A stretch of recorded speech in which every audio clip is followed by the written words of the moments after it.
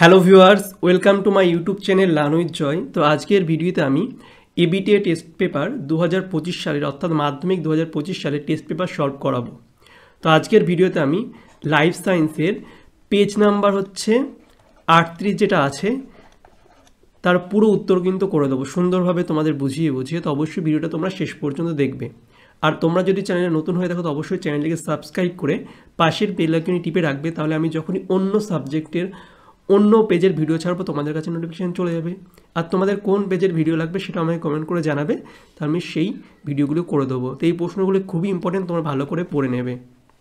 তো দেখতে পাচ্ছ একেরটা আছে, নিচের কোনটি উদ্দীপকের বৈশিষ্ট্য নয়। তো উদ্দীপকের বৈশিষ্ট্য নয়, এখানে সঠিক উত্তর হচ্ছে সিয়েরটা, যে শুধুমাত্র বাইরের পরিবেশে উৎপন্ন হয়। উদ্দীপক শুধুমাত্র বাইরের পরিবেশে উৎপন্ন হয়, এটি বৈশিষ্ট্যটি কিন্তু নয়।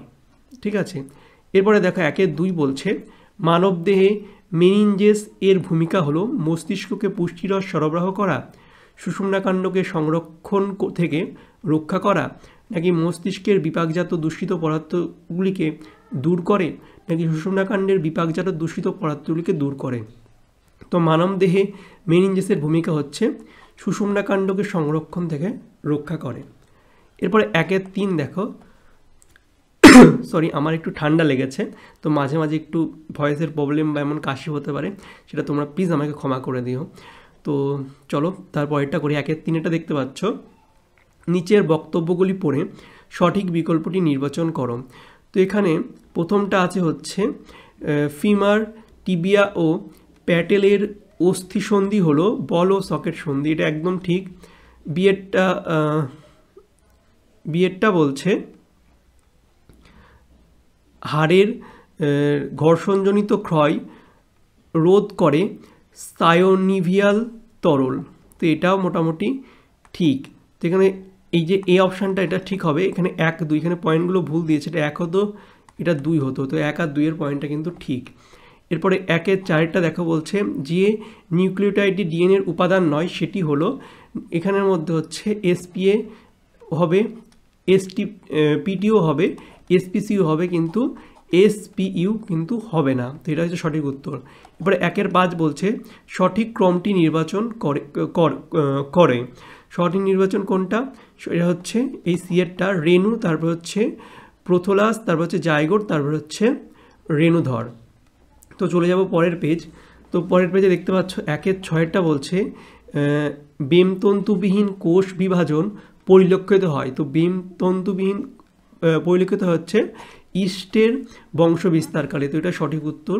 এবার 1-7 বলছে নিচের কোন বৈশিষ্ট্যটি সংকর জীবের ক্ষেত্রে প্রযোজ্য। তো সংকর জীবের ক্ষেত্রে প্রযোজ্য হচ্ছে সিয়েরটা সঠিক উত্তর, সমসংস্থ ক্রোমোজোমে একটি চরিত্রের জন্য 2টি অ্যালিল পৃথক প্রকৃতির হয়, তো এটি হচ্ছে সংকর জীবের ক্ষেত্রে প্রযোজ্য। এবার 1-8 বলছে স্বাভাবিক হিমোফিলিয়া বাহক মহিলার সঙ্গে স্বাভাবিক পুরুষের বিবাহ হলে, স্বাভাবিক হিমোফিলিয়া বাহক মহিলার সঙ্গে কিন্তু স্বাভাবিক পুরুষের বিবাহ হলে প্রথম অপত্য বংশে হিমোফিলিয়া আক্রান্ত পুত্র সন্তানের সংখ্যা হবে হচ্ছে 50%। তো তোমরা এটা মুখস্থ করে নেবে, এটা ইম্পর্টেন্ট, অঙ্ক বড় হয়ে যাবে করলে। তোমরা মুখস্থ করে নেবে যে স্বাভাবিক হিমোফিলিয়া বাহক মহিলার সঙ্গে স্বাভাবিক পুরুষের বিবাহ হলে প্রথম অপত্য বংশে হিমোফিলিয়া আক্রান্ত পুত্র সন্তানের সংখ্যা হবে 50%।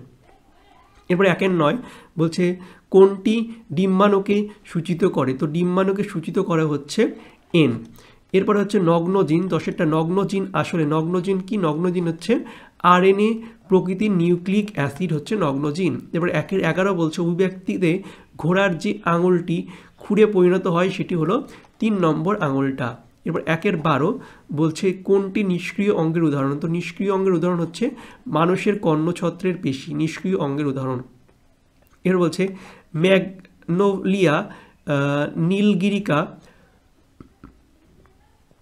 এটি কি? এটি হচ্ছে পশ্চিমঘাট ও শ্রীলঙ্কা হটস্পটের অন্তর্গত এন্ডেমিক জীবটি কি? ম্যাগনোলিয়া নীলগিরিকা। পশ্চিমঘাট ও শ্রীলঙ্কা হটস্পটের অন্তর্গত এন্ডেমিক জীবটা কি? ম্যাগনোলিয়া নীলগিরিকা। এরপর 1-14 বলছে প্রাকৃতিক সম্পদের অতিব্যবহারের ফলে বিলুপ্তের উদাহরণ হলো কি? সর্পগন্ধা।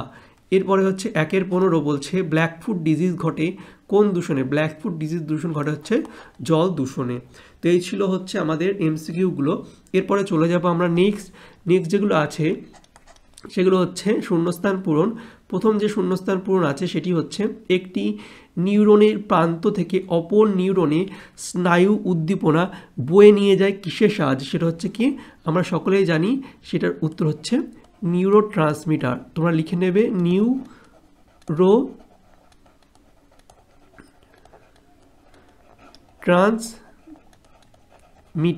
ট্রান্সমিটারের মাধ্যমে কিন্তু নিয়ে যায় একটা থেকে আর একটায়।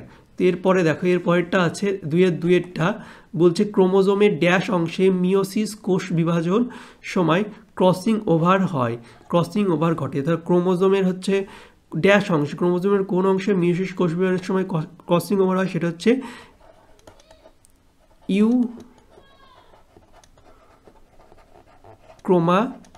ইউক্রোমাটিন অংশে কিন্তু মিওসিস কোষ বিভাজনের সময় কিন্তু ক্রসিং ওভার হয়।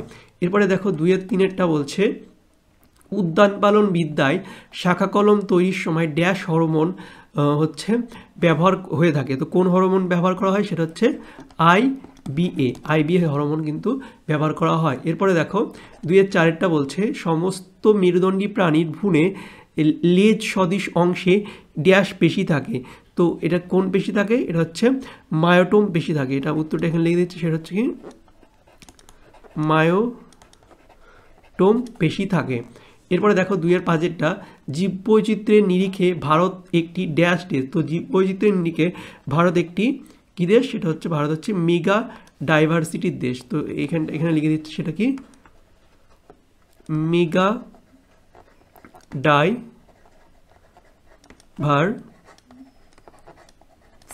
ডাইভার্সিটির দেশ। তারপরে দেখো নেক্সট যেটা আছে সেটা কি বলছে সিকিমের ড্যাশ এ রেড পান্ডা সংরক্ষণ প্রকল্প গড়ে তোলা হয়েছে। সিকিমের হচ্ছে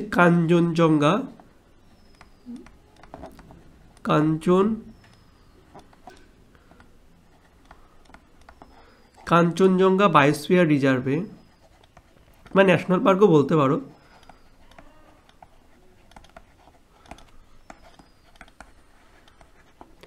রিজার্ভে কিন্তু রেড পান্ডা সংরক্ষণ কেন্দ্র গড়ে উঠেছে। তো এরপরে হচ্ছে চলে যাব দেখো সত্য মিথ্যায় যেগুলো আছে। তো এখানে প্রথম যেটা বলছে যে নিচের বাক্যগুলি সত্য মিথ্যা নিরূপণ করতে হবে। তো প্রথমটা হচ্ছে সঠিক বিবর্ধনযুক্ত উত্তল লেন্সের চশমা ব্যবহার করলে মায়োপিয়াজনিত ত্রুটি থেকে মুক্তি পাওয়া যায়। এটা কিন্তু একদমই মিথ্যা। এরপরে 2-8 বলছে হিস্টোন প্রোটিনগুলি ক্ষারীয় প্রকৃতির হয়। এটা সত্য। এরপরেরটা দেখো বলছে একজোড়া প্রকরণযুক্ত প্রচ্ছন্ন জিন মানুষের ক্ষেত্রে সংযুক্ত কানের লতি বৈশিষ্ট্যটি নিয়ন্ত্রণ করে। এটাও ঠিক। এরপরে দেখো বলছে 2-10 কোনো জীবের চারিত্রিক বৈশিষ্ট্যের বাহ্যিক প্রকাশকে জিনোটাইপ বলে। এটা হচ্ছে ভুল। এরপরে দেখো 2-11 বলছে ডারউইন তত্ত্ব অনুযায়ী জিরাফের লম্বা গলার কারণ প্রাকৃতিক নির্বাচন। এটা হচ্ছে ঠিক, একদম ঠিক বক্তব্য। এরপরে হচ্ছে মিথজীবী ব্যাকটেরিয়া রাইজোবিয়াম শস্য জাতীয় উদ্ভিদের মূলে বাস করে নাইট্রোজেন সংবর্ধনে সাহায্য করে। এটা ভুল। চলে যাব নেক্সট আগে এ স্তম্ভের সঙ্গে বি স্তম্ভ মিলাতে হবে। তো প্রথম যেটা আছে বলছে স্নায়ু উদ্দীপনা প্রেরণে অক্ষম, সেটি কি? সেটা হচ্ছে সি এর অপশান, যে মাইলিনেটেড স্নায়ু। এরপরে উড্ডয়নে গতি নিয়ন্ত্রণ করে হচ্ছে ডিএরটা, সেটা হচ্ছে কি রেকটিসেস। এরপর হচ্ছে মাইক্রোটিউবিউল হচ্ছে জিএরটা বেমতন্তু গঠন করে। এরপর হচ্ছে প্রোটোনোপিয়া হচ্ছে এফ হচ্ছে ক্রোমোজোম সংযোজিত। দেখো পাশে উত্তরগুলো লিখে দিয়েছে, তোমরা এভাবে পড়ে নেবে। এইভাবে দাগ দিলে বেশি সেটা বোঝা না যেতেও পারে। তো পাশে উত্তরগুলো লেখা আছে।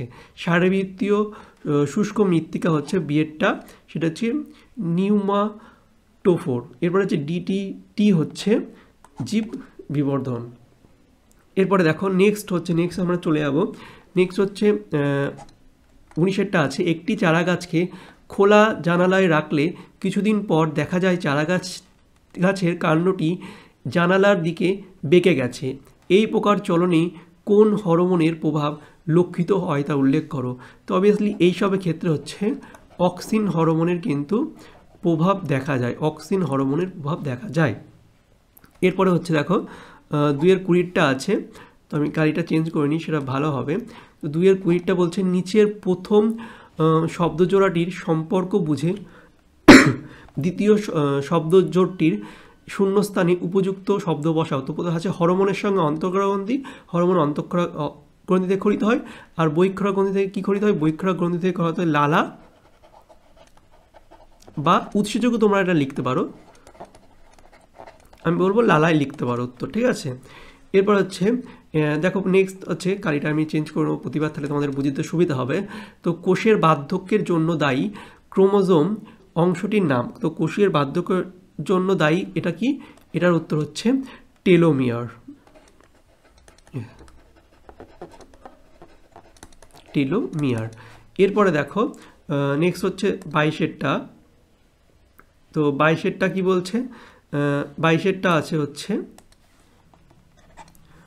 নিচের 4টি বিষয়ের মধ্যে যে কোনো 3টি অপর বিষয়ের অন্তর্গত, সেই বিষয়টি খুঁজে বার করে লেখো। তো এই 4টি বিষয়ের মধ্যে একটা বিষয় হচ্ছে অন্যগুলোর সঙ্গে কিন্তু সংযুক্ত আছে। তো এখানে আছে হ্রাস বিভাজন, মিওসিস, ক্রসিং ওভার, তো প্লাস প্রজাতির ক্রোমোজোম, সংখ্যা ধ্রুবক। তো হচ্ছে মিওসিস, এটা হচ্ছে উত্তর। এরপরে 2-23-এরটা বলছে কোন ধরনের পরাগযোগ সম্পন্ন করার জন্য মেন্ডেল ইমাস্কুলেশন পদ্ধতির সাহায্য নিয়েছিলেন। তো ইমাস্কুলেশনের জন্য সাহায্য নিয়েছিলেন হচ্ছে ইতর পরাগযোগ, ঠিক আছে, ইতর।